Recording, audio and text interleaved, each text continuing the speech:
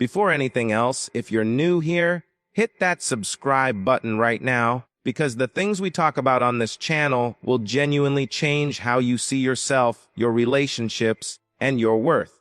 Now let's get into it. Did you know that the moment you truly stop caring, and I mean genuinely stop, not pretend stop, something invisible shifts in the universe?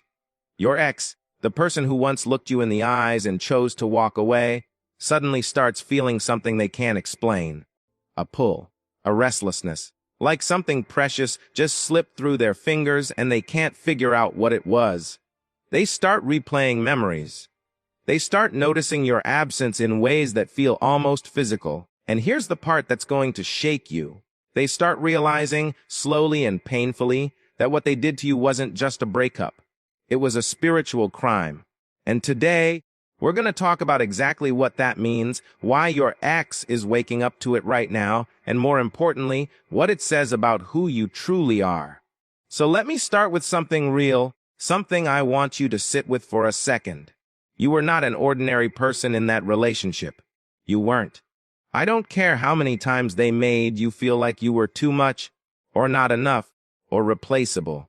I don't care how many times they took your kindness for weakness or your patience for desperation. Because here's the truth. Ordinary people don't love the way you loved. Ordinary people don't stay up at night worrying about someone else's peace. Ordinary people don't pour themselves completely into another human being and still find ways to give more. That's not ordinary. That's rare. And rare things, when they're lost, leave a mark that can't be ignored forever.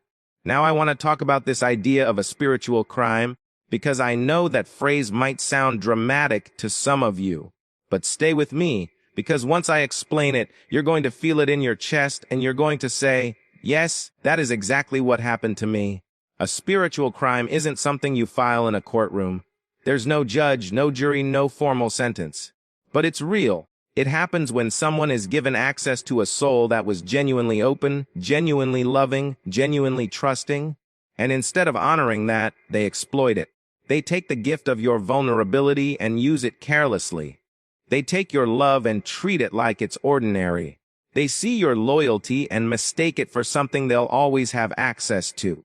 They watch you sacrifice, compromise, and show up consistently, and rather than recognizing it as the rare, sacred thing that it is, they normalize it. They become entitled to it, and then at some point, they make the decision, consciously or unconsciously, to treat you as disposable. That is the spiritual crime, not the breakup itself. Breakups happen. People grow apart. People change. That's life. The crime is the devaluation of something that should have been treasured. The crime is taking a rare soul and convincing them, even for a moment, that they were common. And here's what I need you to understand about spiritual crimes. They don't go unnoticed by the universe. There is a law, and it doesn't have a fancy name. It doesn't require any religious belief. It simply operates. What is rare and real and pure, when it is mistreated, it doesn't just disappear. It ascends. And the person who mistreated it is eventually left in a space of deep, confusing, aching awareness. They start to feel the absence, not just of you as a person, but of the energy, the peace, the safety, the warmth that you brought into their life.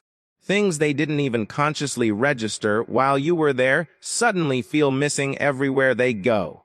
Let me paint you a picture of what's happening with your ex right now, because I want you to really see this. They moved on or tried to. Maybe they jumped into something new fast.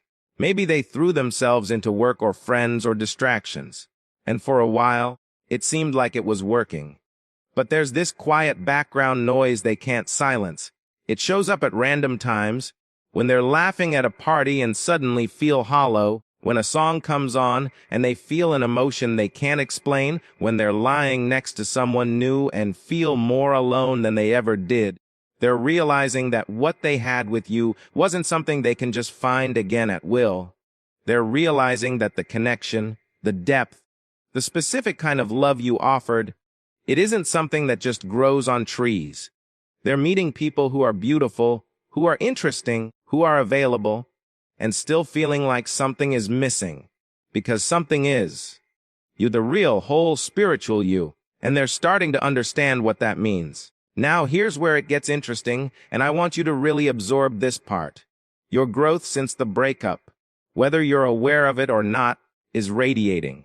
Energy is not invisible. The work you've done on yourself, the tears you've cried alone, the mornings you got up even when you didn't want to, the therapy, the journaling, the long walks, the moments you chose to keep going, all of that has changed you at a cellular level. You're not the same person they left. You are more. And that upgrade, that elevation, it's visible. People around you are noticing it. New people are being drawn to you. And your ex, who still has some kind of energetic connection to you, whether they admit it or not, they're feeling it too. Even if they don't know how to name it, even if they'd never say it out loud, something is pulling at them. Something is whispering to them that they made a catastrophic mistake. And you want to know the most powerful thing about this moment? You don't need to do anything with it. That's the part a lot of people miss. They hear that their ex is waking up and they immediately think, okay, what do I do? Do I reach out? Do I make myself visible? Do I post a certain photo? Do I drop a hint? And I understand why the mind goes there, because we're human and we want resolution and closure and validation. But here's the spiritual reality. You don't need to chase what is already turning back toward you on its own. The energy does the work. Your becoming is the move.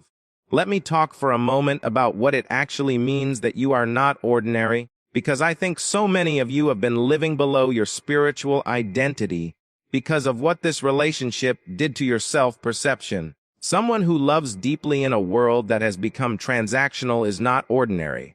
Someone who is willing to be vulnerable in a culture that mocks vulnerability is not ordinary. Someone who believes in real love, in commitment, in growth together, in showing up fully, in a generation where ghosting is acceptable and situationships are the norm, that person is extraordinary. And when that kind of person gets hurt, when they get discarded or devalued or taken for granted, there is a tendency to internalize it, to wonder if the problem is the love itself, to start dimming the light because you've been told, directly or indirectly, that it's too bright. Don't do that. Please don't do that. The fact that they couldn't handle your depth is not evidence that your depth is a flaw. It is evidence that they were not equipped. And that is not an insult to them as a human being. People are on different levels of spiritual and emotional maturity, and that's just reality. But it means the mismatch was never about your worth. It was about their capacity.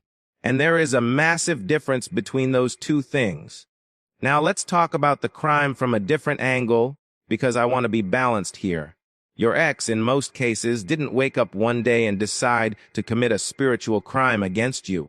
Most people who hurt others in relationships are operating from their own wounds, their own fears, their own unresolved patterns. They hurt you not because you deserved it, but because they were operating from a broken place. The crime doesn't require malicious intent to be real. A person can harm a sacred thing out of ignorance, out of fear, out of avoidance, and the harm is still real. The devaluation still happened. The impact on your spirit still occurred. But here's the gift in understanding this. It frees you from hatred. And hatred, when you're carrying it, does not hurt the person you hate. It sits in your body, in your energy, in your aura, and it blocks the very things you're trying to attract. The moment you can look at what happened and say, this was a spiritual crime, but I release the criminal, not for their sake, but for mine.